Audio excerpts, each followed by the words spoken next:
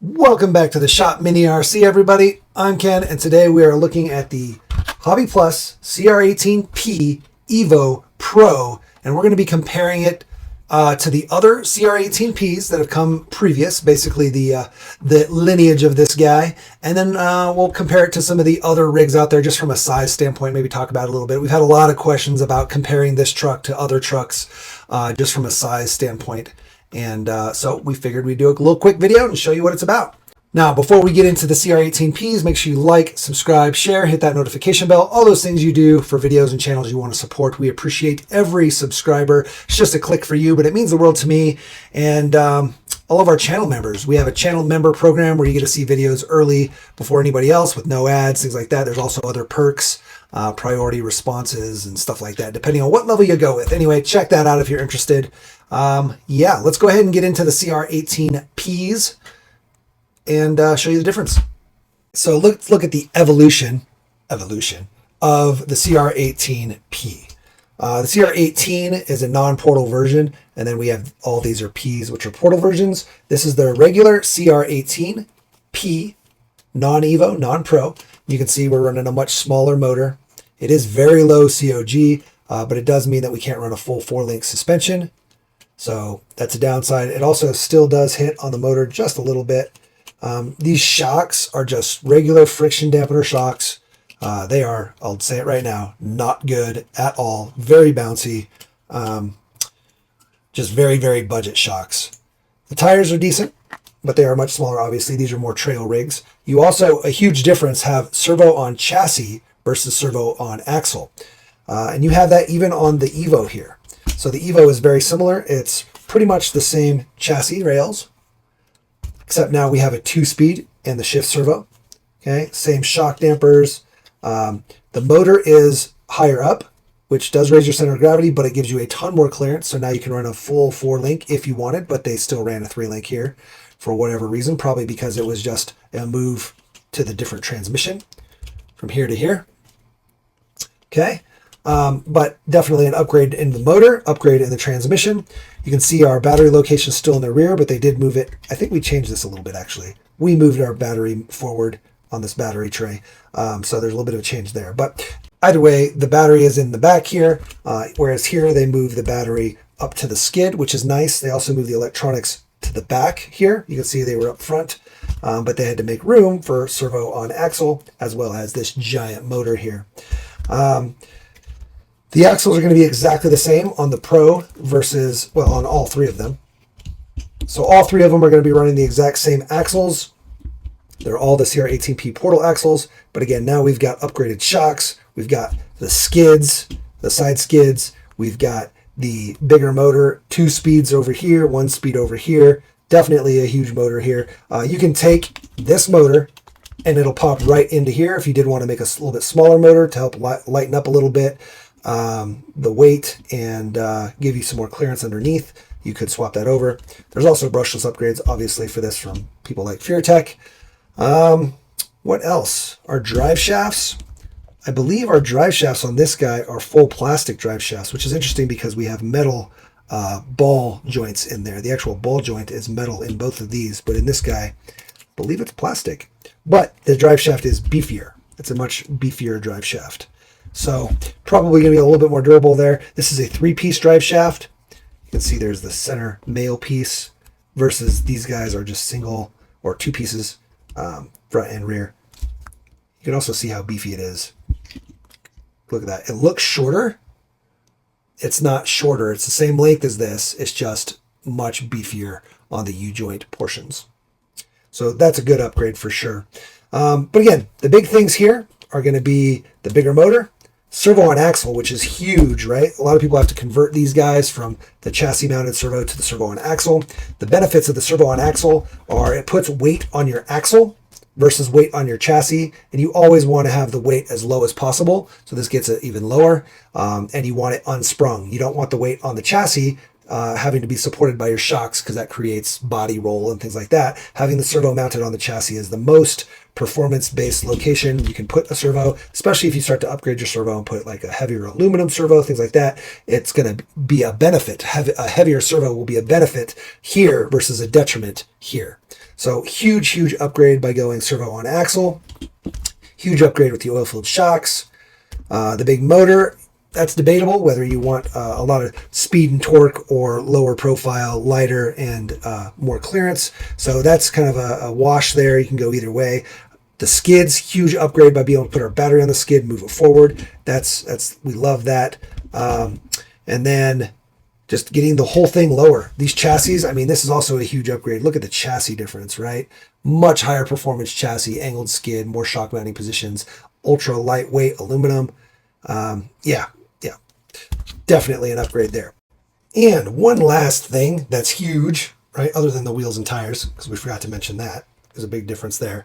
The Evo Pro comes with hex hardware. Everywhere is a hex. It's not Phillips. The only Phillips is on the servo here and the drive shaft, which is pretty typical, but everywhere else is all hex head screws versus the Evo is Phillips heads still. So the regular CR18P and the CR18P Evo all have Phillips head screws, which we all hate. So they definitely listened, and now we've got hex heads everywhere, which is freaking sweet. These guys should be 1.5 millimeter. Yep. So they're 1.5 millimeter hex heads, which is freaking awesome. So big kudos on that as well. So again, I just want to kind of show you the difference between the CR18P, CR18P Evo, and CR18P Evo Pro. Now the next biggest comparison people want to see is to the FX118 Power Wagon from Furitek, this guy here. These very similar trucks. They were basically inspired the Evo was inspired a little bit by this guy. Furitek and Hobby Plus have been working together a little bit. If you get the brushless Evo Pro, it's going to come with the Furitek Venom motor and Lizard Pro ESC, same as this guy here. So this same motor, this same ESC, except it'll be the full 2-speed transmission. Whereas the FX118 Fury Wagon has a locked 1-speed transmission. Now, they are the same transmissions. You can see the housing there. So you can swap things around, gears and stuff, to make this a 2-speed if you want, or direct swap from here to here if you want. Either way, everything else is very similar. The same shocks, it's the same axle setups, except these have the wider axles, right? The little plus 5 millimeter axle shafts. But those can swap back and forth. Everything can swap on these guys. Same servo, as far as I can tell. I'm pretty sure they're the exact same servo. The electronics are going to be different, though, obviously, because this is brushless versus brushed, right? This guy comes with a larger battery, so a little bit better run times, but more weight. It's also got the battery tray. The biggest difference between these is going to be your chassis rails. So this is a much more aggressive comp chassis rail system on the Evo Pro, whereas the Furitek is a little bit more of a hybrid. It's kind of a trail rig / comp rig. It's highly adjustable, though, which is very cool. Tons of adjustment points. And this chassis is what inspired this chassis. You can tell that this guy has the same type of chassis material, same machining. It's just more aggressive and a comp, minimalized for comp and angled skid and stuff like that. So that's the main difference there. But the wheelbase is going to be the exact same. They're the same length. The width is going to be a little wider, obviously 10 millimeters wider on the Evo Pro, which could be a bad thing if you're doing comps where you have gate widths. RC MCCA rule sets, which is the most common adopted rule set for the mini crawlers here. They state that a class 0 and class 1 is 6.5 inches, a class 2 and class 3, which this guy would be a class 2 with some smaller tires, or a class 3 it's going to be 7 inches. So you're really kind of pushing the limits with how wide these are. If you wanted to make this a class 2, a little bit smaller tires, I think you'd end up going to some positive offset wheels, which would suck your wheels and tires in a little bit. Just got to make sure you don't hit your portals, or just changing those axle shafts to some more narrow axle shafts to help you get through gates. You could get through gates with this, but you're going to be rough because it's going to be very tight. Gates are about there, so not a lot of room. Anyway, it just depends on your comps, how they set them up for the RCC MCA rules, and maybe your local comps have wider gates or whatever. Either way, that's the main difference, is going to be the width, and then obviously the electronics between the two. But again, if you go brushless on this guy, it's going to be the same electronics. So then really it just comes down to the chassis, right? All the links are the same. Drive shafts are the same. Everything's the same. Skid plate's the same, which is kind of cool because what that means is you can swap parts between them. So here we've got an upgraded Fury Wagon. This guy has the aluminum links, or steel links, excuse me, steel links here. We mentioned this in the review video here. The problem with these steel links are these eyelet ends. I wish somebody would create some lower profile eyelets so you don't kind of get these poking out, because these stock links are really good at staying flush. Okay, they're still raised parts of the chassis here, or the skid plate, but it gets a little bit worse when you add these eyelets, and it's just the nature of these kind of link ends. But the steering links, all this stuff works. Any upgrades for the Fury Wagon will work on the Evo Pro and vice versa. So just keep that in mind. Pretty cool. Same with overdrive, brass weights, the knuckles here. We are going to do some upgrades on this guy. We have a couple little things here just to get it. We got overdrive, some front steering knuckle portal hubs, and then just some general brass plus 10 millimeter weights. Anyway, so very similar. Can the bodies swap? You would have to change your mounting. You're gonna have to get your mounting points here a little bit higher just because they do sit different. But yes, they're the same size. They would fit if you get your mounts correct on there. Okay. I guess next we'll move on to this guy. So this is the FMS FCX18. Again, very similar wheelbase. Okay. Almost exactly the same length, but again, wider on the Evo Pro. The Evo Pro is going to be wider than just about everything. Could this body fit on here? Yeah, it could. But you're going to maybe have to do some trimming or smaller tires. And obviously, again, with any body, people always ask, will the body fit? Yeah, bodies fit. You just got to get the mounting system to work. You got to mount it in some way. And once you figure that out, you're good to go. Maybe you have to do a little trimming. But generally, yeah, bodies, you can make any body fit anything if you really want to cut enough. Now, if you didn't know, Hobby Plus is actually the manufacturer for FMS. So Hobby Plus does the manufacturing for the FCX 24 and 18 stuff. So the axles are going to be similar. They are not going to be compatible, though. You can't take parts from here and throw them in here. They are different. A lot of the stuff is different. You can always make stuff work. I mean, you could throw SCX stuff in here and mix it all up and be crazy, but it's going to take work, right? Either way, you can see that they're pretty similar as far as size is concerned. Again, it's just that width is going to be the main difference. This guy has a 2-speed. This guy has a 2-speed. So that's pretty cool. They're both ring and pinion axles versus worm gears like the SCX, and we'll get to that. This motor is very forward biased. It's a forward-facing motor, whereas on this guy, it's a rear-facing motor. I don't know if you can see that in there. It's a much smaller motor as well. But yeah, this is more of a trail rig here, but people do turn these guys into comp crawlers all the time with the other bodies and changing out Lex end bodies and stuff like that. Also, these axles are the same axles Furitek used on the Cayman. So the new Cayman that's coming out and the previous Cayman and the 6x6 Cayman, all those use FCX axles. So anything that'll bolt onto an FCX or a Cayman will swap onto here. Okay, let's go on to the next one. An FCX 24. That LC80 was an FCX 18. The only difference between them, when it really comes down to this stuff in here, is the length of the drive shaft and links. The FCX 18 is just a little stretched out. That's realistically the only difference. So everything from an FCX 18 and 24 can swap between each other. And again, the same width as the FCX 18 on the 24, unless you widen them up, of course. So the Evo Pro is wider there, but you can see similar size. Again, this is going to be a little smaller looking just because the body, but the wheelbase and everything else is larger. So, but a comp body is always going to be smaller than a scale rig, right? There's a full scale rig here. Alrighty, let's move on. Now we got a big guy here. This is the FMS K10. Rumors are this is going to be sold on an FCX 18 platform, so they're probably going to just throw some FCX 18 axles on here, stretch it out because this is even longer than the LC80. Okay, much longer, but all they got to do is add extra drive shaft links and you're good to go. So this compared to the Evo Pro, pretty large, right? Has a pretty big size difference there. This guy's also not a 2-speed, just a regular 1-speed.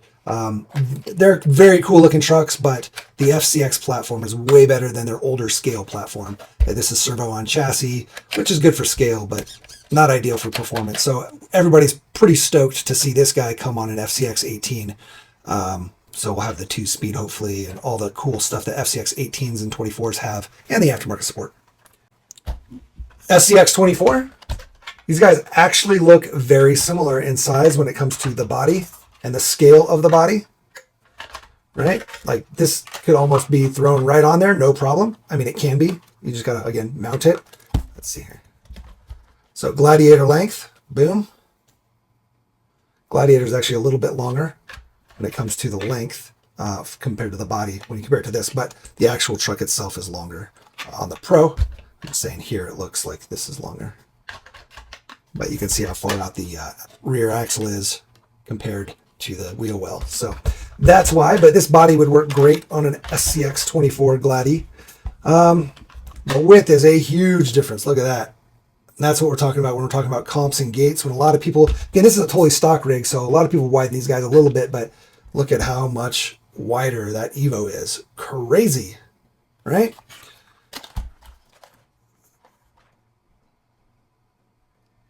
Pretty wild. And this guy. So SCX 24, C10 JLU Bronco length. I think we're a little wider on this guy. Yeah, these are the Injora +4, so this is wider than stock. But again, much more narrow than the Evo Pro. And then obviously much, much shorter when it comes to wheelbase. Okay. And then again, the SCX 24 is worm gear, which gets you a little bit more torque generally. Also smaller pumpkins. So that's kind of the benefit, and natural drag brake. That's a benefit of worm gears. But your wheel speed, you can go fast with them, but you do get a little bit more binding and things like that. So at really, really high speeds, these are not ideal. Whereas this guy, a ring and pinion is much more ideal. Just kind of one of the main differences between an SCX 24 worm gear driven crawler versus a lot of the other crawlers that are out there that come with ring and pinion. Speaking of ring and pinion, we got one more. And that's this guy here. This is the TRX4M. Okay. Another ring and pinion truck. This guy is totally brassed out and heavy. But it's a ring and pinion truck. It's a single speed. One of the things about the FMS and the Hobby Plus and well, any brushless, I guess, you have way better modulation at low speed all the way up through some good trailing speed so you can walk. But the problem with the TRX is that you have to go one or the other. You have to go crawler gears or trail gears. And if you go crawler gears, it's way too slow to trail because, I mean, you're going to walk way faster than it crawls or trails. And then if you go trail gears, or even the high-speed gears, even worse, your crawling really suffers because you have very little low-end torque. And it's just not good for crawling with the trail gears in there. Anyway, comparing size here. Now, these are very offset wheels, so they're wider than they probably normally would be, but you can still see the Evo is wider. And then our length is very similar. So the TRX4M length is pretty much the same as a Gladiator length, pretty much the same as all the 18th scales are very, very similar in wheelbase length. But remember, scale has nothing to do with wheelbase per se. It's the measurements of the truck overall, and you can scale things based off the body or the wheelbase or the driver or whatever. But it's scale proportion of something. I generally like to look at the body because that's the thing that's most obvious, right? The truck's body itself. And so you scale based off the measurements of things in the body up to a 1-to-1, and basically a 1/18 scale, just for anybody that didn't know, means that technically if you took 18 of these trucks and lined them all up, it would be the same length as a full-size Defender, the same body and whatever. So just keep that in mind when you're talking about scale, that realistically it's how many times smaller than the real thing. It's not a measurement of length or anything like that. It's how many times smaller. All right, guys. Well, I hope that this helped. I hope that you got some good visual here on the size differences and just a little bit of the other mechanical differences between all the different trucks and the Evo Pro.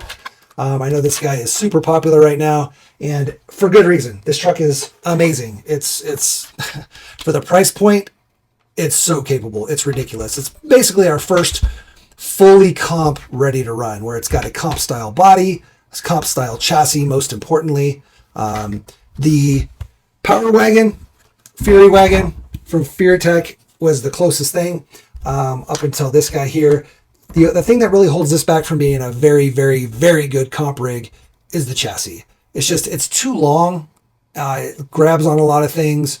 And this took that and improved it. So you should be able to take this chassis, no problem, and swap it over to here. You will have problems with your mounting though. So I guess not no problem, but you'll be able to swap over basically chassis rails on this onto this. And if you wanted to run this body on there, you'd have no problem then.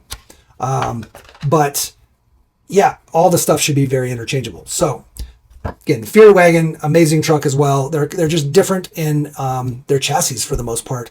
This is going to have an amazing brushless system right out the box, which is one of the things that made the Fury Wagon stand out and really get everybody's attention. Furitek was the first to do that. And again, without the Fury Wagon, this would not be the same. Okay, so the Fury Wagon really helped usher in this guy.